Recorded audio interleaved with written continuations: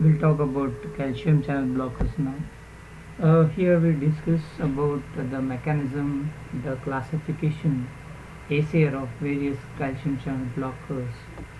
First, we'll start with what are these calcium channel blockers. When we consider this schematic representation, this is a L type of calcium channel. The L type of calcium channel acted on the calcium channel blocker consists of 5 different subunits. Uh, it is alpha 1, alpha 2, beta, gamma, and delta. The alpha 1 subunits provide the central core for the channel. Similarly, there is one more figure here. It shows the sequence of events during the excitation, contraction, coupling, and the cardiac muscle. So once there is a stimulus, there is a calcium entry from the cell membrane, and the calcium is released from the sarcoplasmic reticulum. Furthermore, the calcium binds with the troponin calmodulin complex, calcium complex.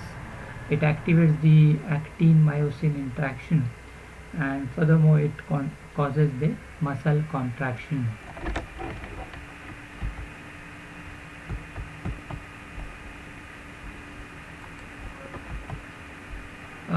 These are the chemical classification of first and second generation calcium channel blockers. If we go to the chemical classification, they are phenylalkylamines, 1,4-dihydropyridines, and benzothiazepines. For the phenylalkylamine, we have verapamil as a first generation drug, and anipamil and piperidine, they are considered as a second generation drugs. In case of 1,4-dihydropyridine, nifedipine is a first generation drug, and amlodipine, felodipine, isradipine, nicardipine, nimodipine, they are considered as a second generation drugs. Then benzothiazepines, they are only first generation, and it is the only example, diltiazem, that is acting as a calcium channel blocker. So first drug and the first class as phenylalkylamines, first drug in the series is verapamil. Now if we consider this structure, we have two phenyl rings towards the terminal side, and each phenyl having a methoxy group, and centrally we have a nitrogen, and because of this reason it provides a kind of polarity to the drug molecule. A coronary vasodilator and is the prototype of a calcium antagonist used in the cardiovascular disease. It is used in the treatment of angina pectoris, arrhythmias from the ischemic myocardial syndrome, and the supraventricular arrhythmias. Verapamil's major effect is on slow calcium channel. The result is slowing of AV conduction and the sinus rate. Thus, inhibition of action potential inhibits one leads to re-entry circuit. Believe that most of the paroxysmal supraventricular tachycardia, they use the AV node as a re-entry point. So it is a slow calcium channel. It can be separated into its optically active isomer, and which is levorotatory enantiomer, which is having the most potent. It is absorbed rapidly after oral administration. The drug is metabolized quickly, and as a result has a low bioavailability. The liver is the main site of first pass metabolism, forming several products. The preferential metabolic step involves an dealkylation, followed by O-demethylation, and subsequent conjugation of the product before the elimination. The metabolite has no significant biological activity. Verapamil has a elimination half-life approximately 5 hours. Next drug in the series of this phenylalkylamines is Bepredil. Uh, this is the second generation alkylamine, and these are structurally unrelated to dihydropyrimidines. Its actions are less specific than those of three prototypical channel blockers, that is verapamil, diltiazem and nifedipine. In addition to being a calcium channel blocker, it also inhibits the sodium flow into the heart tissues and lengthens the cardiac repolarization, which causes bradycardia. Caution should be used if it is given to the patient with hypokalemia. Bepredil hydrochloride is used for stable angina. Drug has a half-life of 33 hours, and it is highly bound to proteins, almost 99%. As we found from the structure that almost because of these phenyl rings and heterocyclic ring molecule, it has a high lipophilicity. Because of that reason, the half-life is more, and because of that reason, it binds to the protein 99%. Second class of these calcium channel blockers, benzodiazepines. Only drug in the series is diltiazem. This drug increases the myocardial oxygen supply by relieving the coronary artery spasm and reduces myocardial oxygen demand by decreasing heart rate and reducing overload. Diltiazem hydrochloride is used in a patient with variant angina. Drug has electrophysiological properties similar to those of verapamil and is used in clinical similar treatment as that of antiarrhythmic agent, but in compared with the others, it is less potent. The drug is absorbed rapidly and almost completely from the digestive tract. It reaches to peak plasma levels within 1 hour after administration in gelatin capsules. Oral formulations in the market, they are sustained release preparations, and they gives the peak plasma level 3 to 4 hours after administration. Diltiazem hydrochloride is metabolized extensively after oral dosing by first pass metabolism. As a result, the bioavailability is about 40% of administered dose. The drug undergoes several biotransformations, including deacetylation, oxidative O and demethylation, and conjugation of phenolic metabolites. Here in this figure they have shown the biotransformation of diltiazem. Various metabolites, only the primary metabolite has pharmacologically active.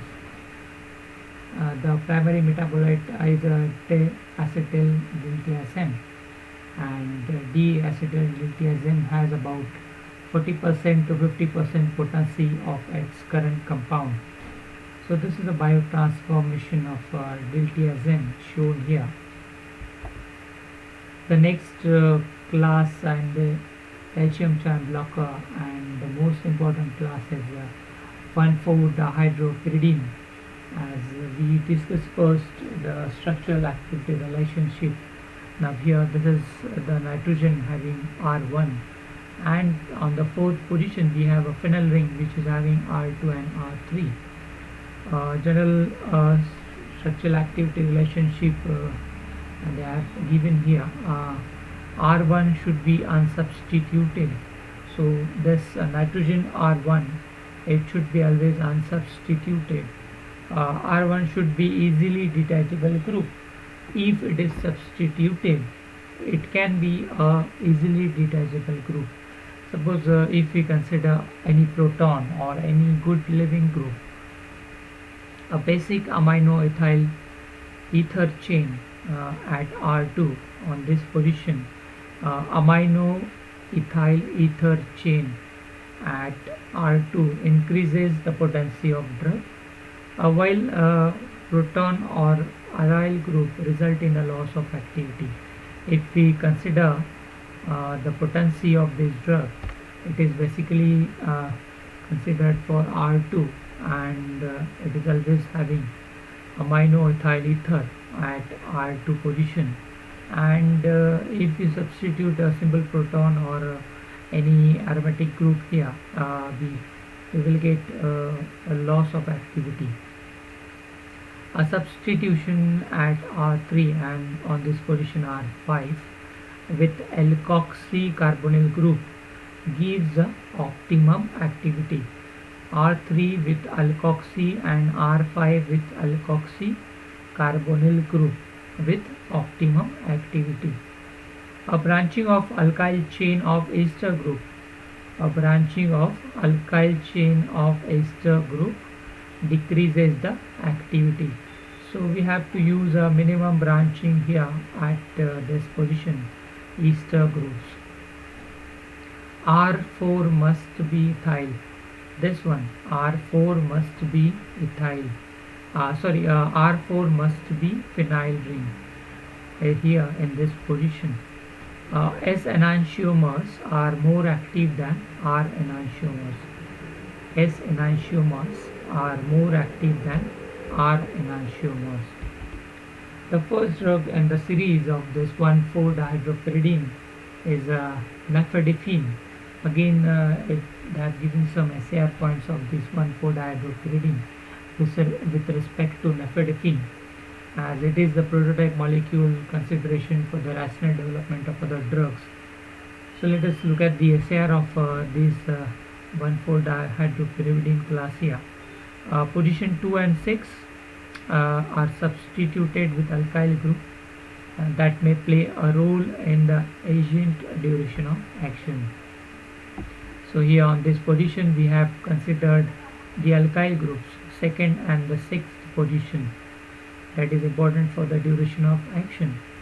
In addition, position 3 and 5, they are always a carboxylic group. On the position 3 and position 5, we have always a carboxylic acid groups, and that must be protected with a ester functional group. That must be protected with a ester functional group.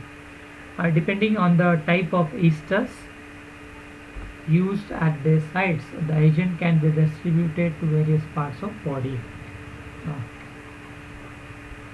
Finally, position 4 acquires an aromatic substitution. Position 4 acquires aromatic substitution possessing an electron withdrawing group. Here on this position, electron withdrawing group that considered as a chlorine or halogens or any electron withdrawing group like nitro, and specifically at ortho and or meta position. So nifedipine is more effective in patients who anginal with respect to anginal attacks caused by coronary vasospasms, and it is used in the treatment of vasospastic angina as well as classic angina pectoris. Because of its strong vasodilatory properties, it is used in selected patients to treat hypertension. Nifedipine is absorbed efficiently on oral or buccal administration. A substantial amount, that is 90%, is a protein bound. Systemic availability of an oral dose of a drug may be approximately 65%. Two active metabolites are shown here in this nifedipine metabolism, and these two inactive metabolites, they are found to be equilibrium with each other. Only a trace of unchanged nifedipine is found in the urine. So here in this figure it shows the nifedipine biotransformation, that is metabolism of nifedipine, and it generates inactive metabolites. The second drug is amlodipine, second generation dihydropyrimidine derivative. It has a greater selectivity for vascular, smooth muscle than the myocardial tissue, a longer half-life, and a less negative ionotropy than a prototypical nifedipine. Amlodipine is used in the treatment of chronic stable angina and in the management of mild to moderate essential hypertension. It is marketed as a benzene sulfonic acid salt, Besylate, amlodipine Besylate. Amlodipine was approved in 2007 in combination with olmesartan, an angiotensin II receptor antagonist. It is for the treatment of hypertension. Amlodipine is also marked as a combination therapy with atorvastatin under the trade name Norvasc for the management of high cholesterol and high blood pressure. Next drug is nicardipine. It is a more potent vasodilator of the systemic, coronary, cerebral, or renal vasculature and has been used in the treatment of mild, moderate, or severe hypertension. The drug also used in the management of stable angina. This is nicardipine. Our next drug in the series is nimodipine. Is the another dihydropyridine calcium channel blocker, but it differs in that it dilates the cerebral blood vessel more effectively than the other dihydropyrimidine derivatives. Therefore, it is indicated for the treatment of subanechoic hemorrhage associated neurological deficits. Next and the last drug of this class is felodipine. Felodipine is used to treat high blood pressure and stable angina.